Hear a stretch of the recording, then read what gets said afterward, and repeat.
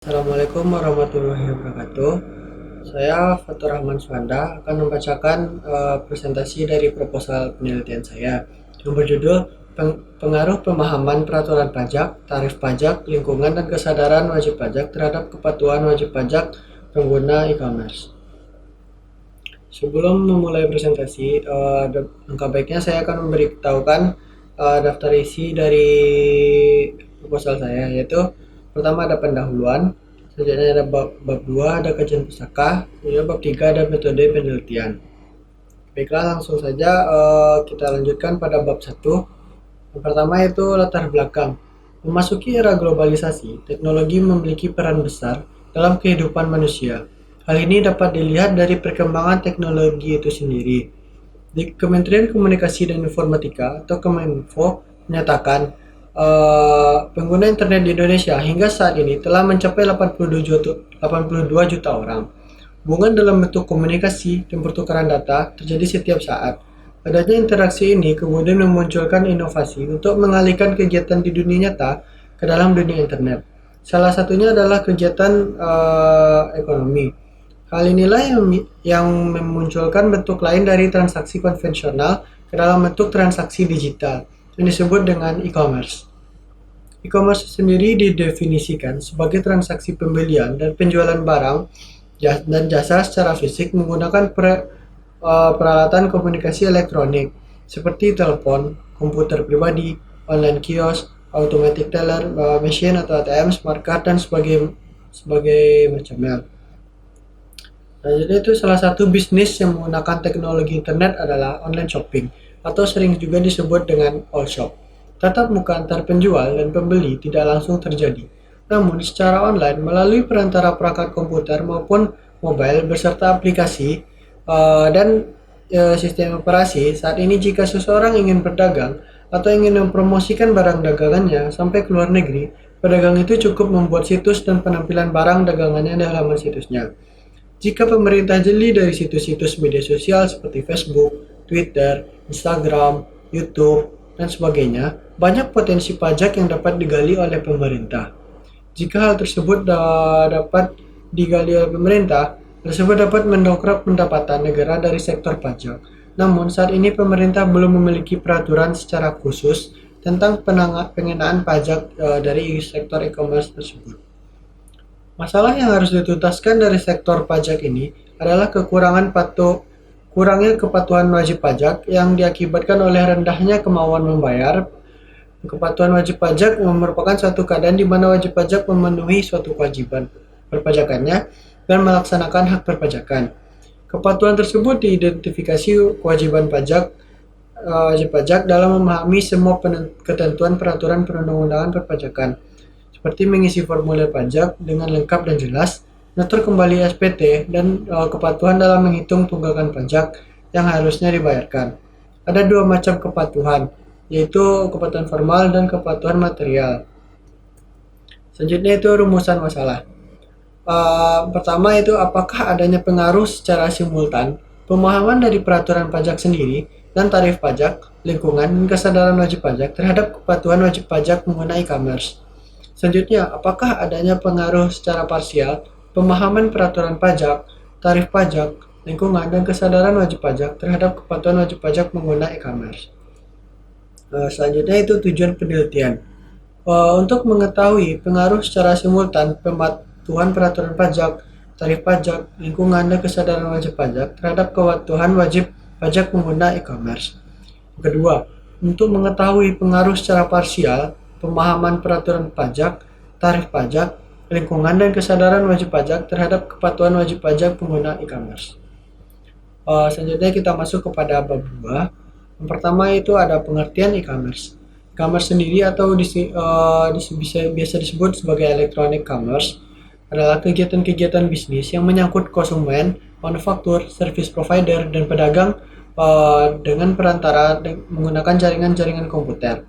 E-commerce merupakan bidang telekomunikasi, pengaman, penyimpanan, dan pengambilan data dari multimedia, bidang-bidang bisnis seperti pemasaran, pembelian dan penjualan, penagihan dan pembayaran, manajemen jaringan distribusi, dan aspek-aspek hukum seperti information privacy, hak milik intelektual, perpajakan, pembuatan perjanjian, dan penyelesaian hukum lainnya.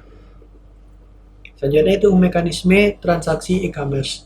Mekanisme transaksi e-commerce dimulai dengan adanya penawaran suatu produk tertentu oleh penjual, misal yang berada di suatu tempat atau berkedudukan di luar negeri, di suatu situs melalui server yang berada di Indonesia.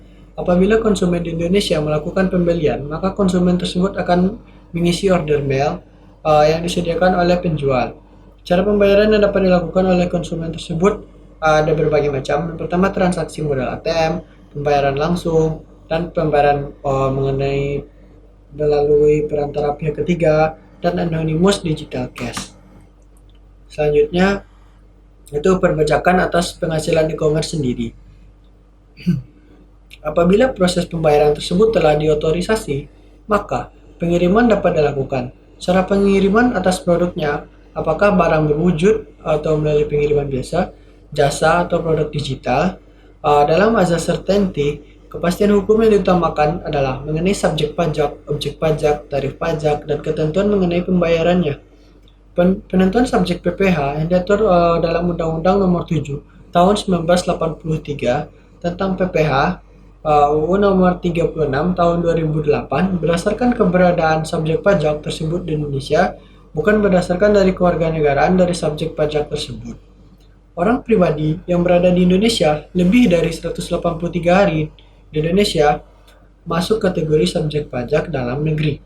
Hal ini diatur dalam pasal 2 ayat 1 UU PPh, mendefinisikan yang menjadi pasal 2 ayat 1 subjek pajak orang pribadi, dan lebih detail diatur oleh pasal 3, pasal 12 dan 18 Peraturan Direktur Jenderal Pajak untuk wajib pajak badan atau sekumpulan orang atau sekumpulan modal menjadi subjek pajak dalam negeri jika badan tersebut didirikan atau bertempat tinggal di Indonesia.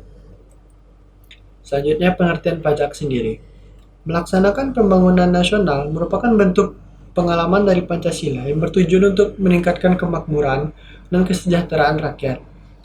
Dan oleh karena itu, dikelola untuk meningkatkan peran serta masyarakat sesuai dengan kemampuannya.